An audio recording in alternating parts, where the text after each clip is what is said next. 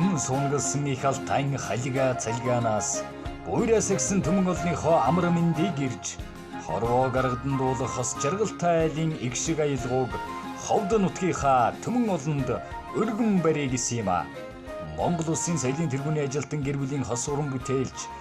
Нямдаваагийн Сэрод цагаан нохойн амгалан нарын анхны бие даасан хос жаргалтай айл тоглолт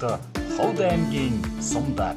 10 дугаар сарын 24-нд 20 цагаас Чандман сум, 25-нд 20 цагаас Зэрэг сум, 26-нд 20 цагаас Дарив сум, 27-нд 20 цагаас Цэцэг сум, 28-нд 20 цагаас Алтай сум, 29-нд 20 цагаас Уинч сум, 30-нд 20 цагаас Булган сум, 31-нд 20 цагаас Мүст сум, 11-р сарын 1-нд 20 цагаас Мөн хайрхан сум, 11-р сарын 2-нд 20 цагаас Манхан сум, 11-р сарын 3-нд 20 цагаас Дуут суманд тус тус